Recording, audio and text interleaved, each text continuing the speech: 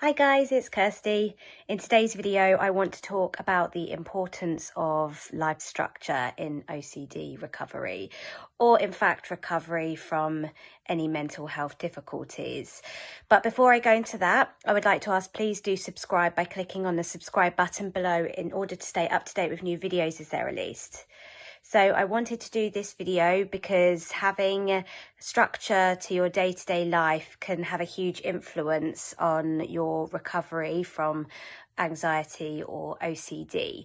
Now, this has been covered in other videos on this channel by different people, and I think that's good because life structure looks different from person to person.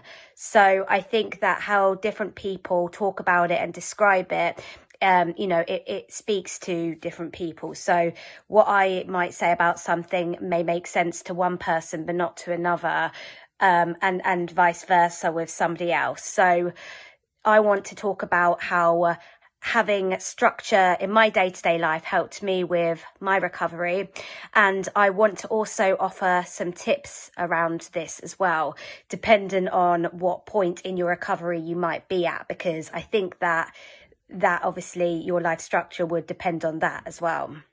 So firstly, I think it would be useful for us to have a look at what we mean when we refer to life structure.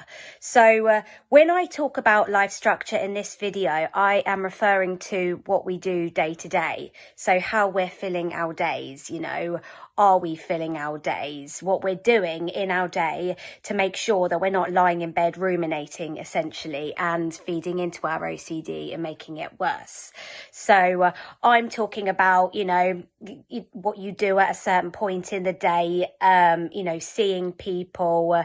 I'm talking about fitting in your exposures or disputing. I'm talking about fitting in self-care, whether that's exercising or just going for a walk in the park or something like that, and doing other things that could be helpful for us in terms of rebuilding us.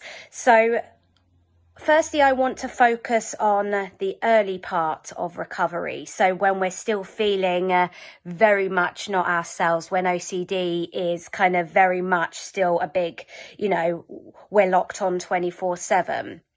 So I'd like to begin by talking about my experience early on here. And I've spoken about this in detail in other videos, but when my OCD became completely chronic, and I became locked on 24/7, I was struggling to function at all. I couldn't eat, I couldn't sleep. And at the time, I was kind of holding down quite a high pressured, quite stressful job. And it was just, at the time, given the kind of state that I was in, it was just difficult for me to function at work at all. So for me, it was the right thing to be signed off work for a few weeks, just so I could get myself kind of physically rebuilt, and try and get a little bit of rest.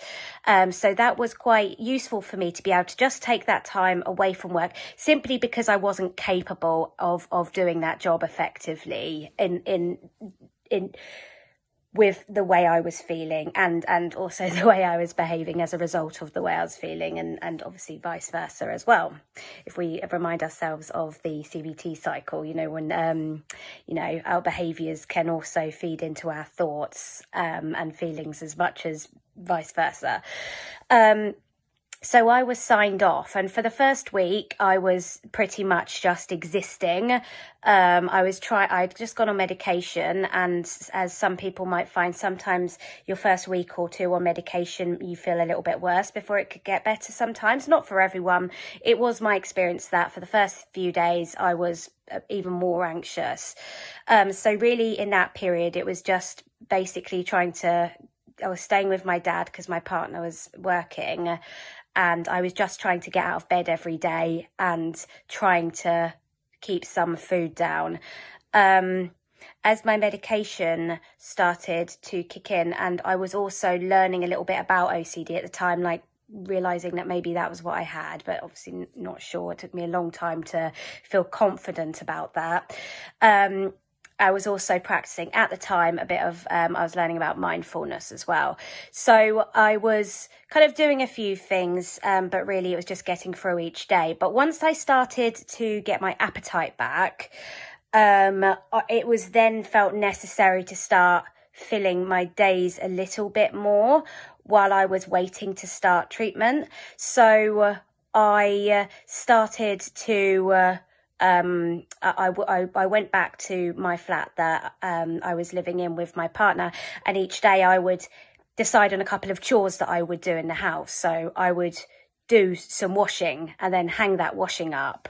I mean, at the time, it just even doing something like that made me feel anxious because there would be various things that would trigger me.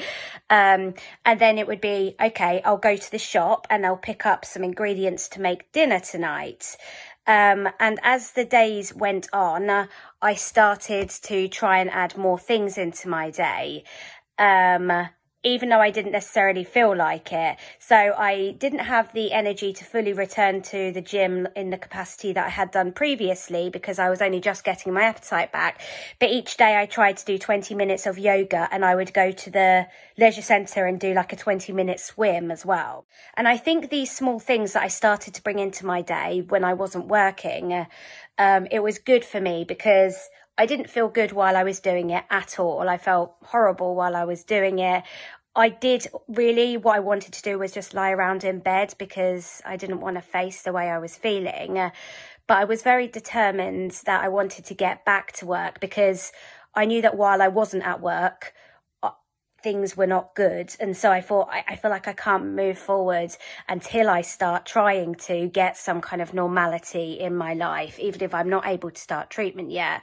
So yeah, these things, while I wasn't working, it helped. And it just like small things, you know, so you might have, within a 3-hour period, you might try and say that you're going to do 2 things, you know, in that 3-hour period, you might put some washing on and then you might clean the sink or something like that. So I recommend, you know, when you're at this point in recovery, taking small steps and doing small things and, you know, trying to very gradually reclaim parts of your day-to-day life back, and being very, very patient with yourself as well, because as we know, in this stage of recovery, we're very, very tired. You know, we're maybe not sleeping, and as in my experience, not eating properly as well. So as I said, yeah, gradually I started to do more things. So then I think when I was on my 3rd week off work, I met up with someone for a coffee then. So it's just different ways of filling your time and planning your day so that you'll have some structure, so that you don't have long periods of time that you're able to like feed into your anxiety by, let's face it, in that period where we're very, very anxious, we're doing a lot of might be physical compulsions, researching and things like that. We're doing a lot of mental work as well. So while we're distracting ourselves a little bit with healthy distraction by creating a structure to our life, we're very, very slowly, very in minute sort of steps, reducing the amount that we'll be feeding into our OCD or anxiety.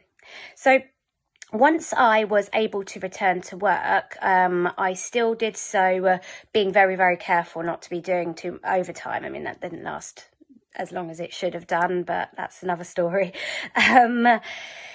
I then started to introduce things like going to the gym, regularly, which was something that I believe that exercise, for me personally, it's not for everyone, but for me, it's I find it quite necessary for managing my mental health. So that felt good to me to get back to doing a little bit of exercise. But again, I think if you want to introduce a little bit of exercise into your day, be patient with yourself, and just remember, you don't have to bulldoze all the way into doing a full-on weightlifting regime or running a marathon. It could just be 20 minutes on the treadmill a day. And please remember, you don't have to feel good while doing these things. You're not doing it wrong if you still feel crap while you're doing it. So maybe you've returned to work and you might be introducing some structure into your day, going to the gym, It might be that on your lunch break you do a certain walk or something. It doesn't have to be over controlled. I will say that if you want to switch it up a little bit for that day, do it. You know, over controlling is not something we want to be doing, because we want to allow a degree of flexibility. But it might be after a while you might want to start reintroducing, if you haven't already, meeting up with friends once a week. It could just be once a week you go for a coffee or dinner. And again, I want to add, you don't have to feel good while you're doing this. And I'd like to discourage you from analysing if you don't feel enthusiastic or excited about the idea of connecting with friends initially, or when I say initially, I mean even if you're further along in recovery, and you're having an anxious day, if you don't feel enthusiastic about meeting up with your mates, don't analyse that. But don't let that lack of enthusiasm stop you as well. This is all part of, rebuilding our life and taking back what is ours and what was ours. That maybe we've allowed OCD and anxiety to to convince us that we shouldn't be doing these things, but we do want to be doing these things, because the more we're, going about our day-to-day lives and not avoiding things and not letting the way we fuel all of our all of our decisions, the things that we want to do, the better, because we're showing OCD that the way you're making me feel today is irrelevant, because I'm still going to do what I've got planned. And as I said, this is good because we don't want to be overly packing in our days in an overly avoidant way, so that you don't have to, I certainly have found myself at certain points not being very good at sitting down, because if I sit down, then it's like, oh, I'll think then. So there is always a balance with these things. Got to keep an eye on making sure that you're not being avoidant, in terms of you're being overly busy to avoid having to think. But it is useful to try and, like I say, create this structure. So you've got, your work, or whether it might be like if you're not working but you're a full-time parent, you take your kids to school at this time, and then what are you doing for that next period? It might be that is it now a good time to pursue a hobby, perhaps, and once again, don't let your lack of feeling about it stop you from doing it. If it's something that maybe you'd thought maybe it'd be quite nice doing previously, you could always just give it a go and see how you feel. Don't expect your obsessions not to follow you there, because they'll be with you, don't worry. But what I'm saying is, it's good to have an idea of what you're doing in your day, whether you're working or whether you're a full-time parent or whether you're a student, to know what you're doing in your day, so that you don't have too long periods of time left with nothingness that could allow you to start kind of falling into compulsive traps, whether that's researching or extra rumination. So, this life structure is so incredibly important for us to, in our recovery, to get us out of those stages of when we might be drawn to just getting into our bed and like lying there analysing, or just feeling sorry for ourselves, to be honest, because feeling sorry for ourselves, while we want to be compassionate, which is different, we don't want to feel sorry for ourselves, because it's not helpful. So as I've said, that daily structure could look different for different people. Obviously, some of the examples I've used won't be applicable for everyone. If you're not somebody that's into going to the gym, maybe it's just that you try and get out and go for a walk for 10 to 20 minutes a day, getting outside, getting the air on your face. But make sure that you're making that something that's important. And of course, finally, I want to talk about something incredibly important here, working out when you're going to be doing your recovery work. So your day-to-day life, don't get me wrong, that's also recovery work. Getting back to your day-to-day life, creating your life structure, that is all the work as well, because while you are doing all of these things, you're bringing OCD along with you. And as I said, just because you don't feel good while you're doing it doesn't mean you shouldn't still be doing these things. But also, we need to be planning into our day you know, what exposures have you agreed with whoever you're working with, or if you're, you know, using a book or whatever, what exposures are you planning to do? Are you planning to do an exposure that day or that week? You know, when are you going to be working on, you know, your cognitive work, whatever that, depending on, you know, who you're working with, your therapist, and what, you know, obviously the cognitive work might vary. For example, for me, I was initially working on psychodynamic therapy. So I was doing some CBT there. So I would plan out an hour a day to do my some of my cognitive work, which I think maybe was a bit excessive for me at the time, given that I had quite a busy full-time job. But later on for me, that was once I started working with OCD recovery, it would be you know, having 20 minutes in the morning and 20 minutes in the evening where I would dispute my irrational beliefs. So that would be, you know, important parts of my day that I would sort of make sure I was structuring in as well. So that's something that's very important for me to mention, is that you sort of working out when you're going to be able to do your disputing, you know, or whatever your cognitive or behavioural work for your recovery is. So that's very important to get into your day.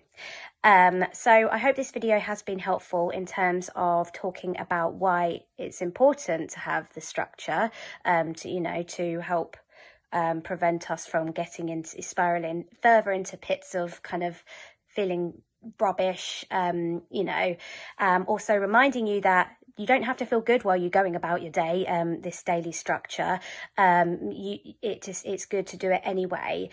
And also trying to fit in certain things into your day, even if it's, you know, small steps with certain things, like I said, with exercise, even if it's just a 20-minute walk, whatever you can do, I recommend doing it.